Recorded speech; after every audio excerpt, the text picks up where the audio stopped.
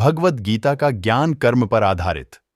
भगवान श्री कृष्ण ने भी गीता उपदेशों में बिना किसी भय या चिंता के कर्म करते रहने की बात कही है।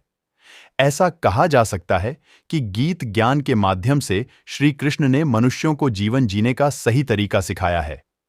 कर्म से होकर परमात्मा तक जाने वाले मार्ग को उन्हीं ने बताया है।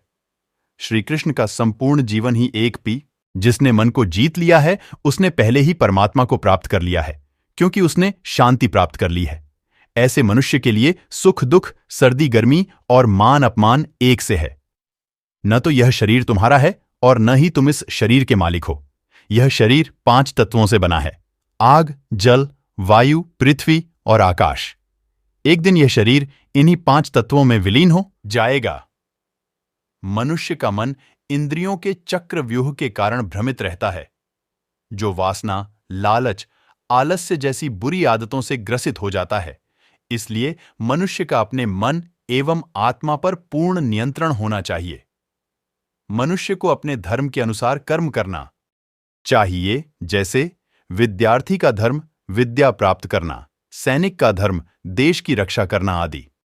जिस मानव का जो कर्तव्य है उसे वह कर्तव्य पूर्ण करना चाहिए। नरक के 3 द्वार होते हैं: वासना, क्रोध और लालच। परमात्मा को प्राप्ति के इच्छुक ब्रह्मचर्य का पालन करते हैं। एक ज्ञानवान व्यक्ति कभी भी कामुक सुख में आनंद नहीं लेता।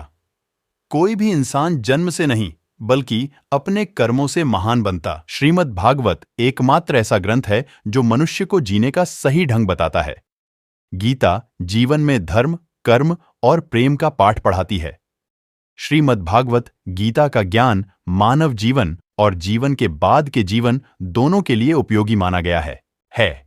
गीता संपूर्ण जीवन दर्शन है और इसका अनुसरण करने वाला व्यक्ति सर्वश्रेष्ठ होता है। श्रीमद् भागवत गीता में भगवान कृष्ण के उपदेशों का वर्णन है जो उन्होंने महाभारत युद्ध के दौरान अर्जुन को दिए थे।